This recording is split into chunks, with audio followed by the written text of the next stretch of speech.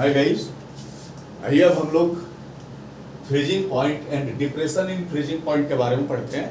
यह qualitative property के अंदर आता है, फ्रीजिंग पॉइंट नहीं, डिप्रेशन इन फ्रीजिंग पॉइंट। तो freezing point, depression in freezing point के पहले हम लोगों को पढ़ना पड़ेगा फ्रीजिंग पॉइंट। बचपन में पढ़े हैं कि the temperature at which any substances freezes that is called freezing point. लेकिन अब ऐसा नहीं है। अब ऐसा है कि the temperature at which solid state and liquid state of given substances shows the same vapor pressure. Solid state and liquid state of the substances shows the same vapor pressure is called freezing point. Clear है? देखिए, अब इसे रफली आप एक इस तरह से आप समझिए कि इस वेपर प्रेशर को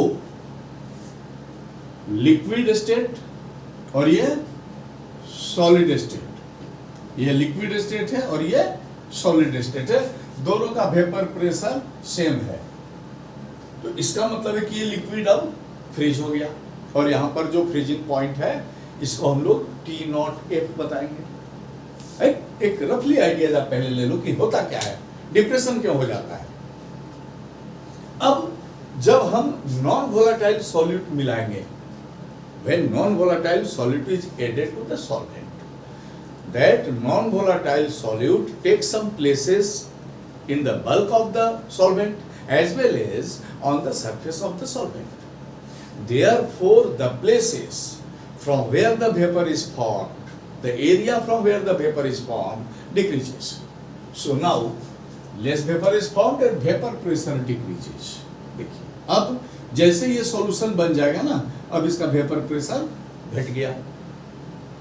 अब वेपर प्रेशर घट गया तो सॉलिड का वेपर प्रेशर तो अब लिक्विड से ज्यादा हो गया। अब उसको तो बराबर होना है, फ्रीजिंग पॉइंट का मतलब है दोनों का वेपर प्रेशर बराबर होना चाहिए। तो अब क्या करेगा, सॉलिड भी अपना वेपर प्रेशर को कम करेगा और सॉलिड को अपना वेपर प्रेशर कम करने के लिए अपने टेम्परेचर को कम करना पड़ेगा। और चूंकि सॉलिड फ्रीजिंग पॉइंट में है तो उसके फ्रीजिंग पॉइंट को कम करना पड़ेगा और अब सॉलिड का नया फ्रीजिंग पॉइंट हो जाएगा और ये पहले से कम हो जाएगा। और अब इसी डिफरेंस को बोला गया डिप्रेशन इन फ्रीजिंग पॉइंट। बिल्कुल आसानी से आपको समझ में आ गया। अगर नहीं आया तो एक बार आप फिर से आप जाके और इस वीडियो को देखिएगा कि जब लिक्विड का वेपर प्रेशर कमा तो उस समय आप इमेजिन करो कि सॉलिड में कोई चेंज नहीं हुआ। अब दोनों को एक बराबर लाना है तभी फ्रीजिंग पॉइंट होगा। Then solid will decrease its freezing point, that is called depression in freezing point. अब हम लोग इसको बात करते हैं कि जब हम ग्राफिकली रिप्रेजेंट करते हैं, इस तरफ हम लोग लेते हैं वेपर प्रेशर और इस तरफ हम लोग ले लेते हैं टेम्परेचर। देखिए यहां ले लिया हम लोग टेम्परेचर। अब ये सॉल्वेंट है, ये सॉल्वेंट है और सपोज करो कि यहां पर ये फ्रीज हो गया। इस जगह पे सॉल्वेंट का सॉलिड फेज लिक्विड फेज दोनों बराबर है और ये फ्रीज हो गया। तो इसका नाम हम लोग दिया T0F। इसका नाम दे दिया हम लोग T0F। इधर टेम्परेचर है इस डायरेक्शन में। अब जब सॉल्यूशन बनाएंगे ना तो देखिए ये सॉल्यूशन है। अब सॉल्यूशन इस जगह पे उसका वेपर फेज लिक्विड और सॉलिड का सेम नहीं है। तो अब क्या करेगा ना सॉल्यूशन, अब अपने वेपर को कम करने के लिए और अपने आप को आगे लेके आएगा और इस जगह पे ये फ्रीज हो जाएगा। तो ये हो जाएगा TF और ये जो डिफरेंस हो गया ना यही हो गया depression in freezing point, that is called del TF। और यहां से अगर हम लोग इसको ऐसे मिला दें तो ये होता है फ्रोजन सॉल्वेंट। इसको हम लोग बोलते हैं फ्रोजन सॉल्वेंट। अब by experiment it is found experimentally that, अब यहां पर हम लोग लिख सकते हैं, देखिए कि del TF is equal to T0F बड़ा है माइनस TF, ये हो गया।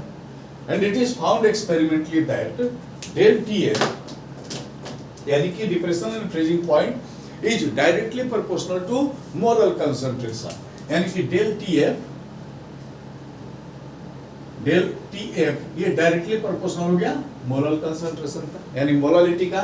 इसका मतलब है कि del TF is equal to KF into M, जहां केएफ कांस्टेंट ऑफ प्रोपोर्शनलिटी है, इसको molar freezing point depression constant बोलते हैं या क्रायोस्कोपिक कांस्टेंट बोलते हैं इसको। That is called cryoscopic constant, cryoscopic constant. अब एक क्वेश्चन आ जाता है फिर कि भाई what is cryoscopic constant, define this one. तो अगर हम लोग m इज इक्वल टू 1 ले लें, देखिए ये क्वालिटेटिव प्रॉपर्टी है ना, आप अलग अलग मत पढ़ो। आप जैसे डिप्रेशन शुरू किए तो पूरा डिप्रेशन फ्रीजिंग पॉइंट के साथ जितने क्वेश्चंस है वो लगातार कंटिन्यूटी में आप पढ़ लीजिए, इजी रहेगा। अब देखिए क्वेश्चन आता है कि explain the term KF, cryoscopic constant. तो इसके लिए क्या है कि if m is equal to 1, ये तो हम जान गए।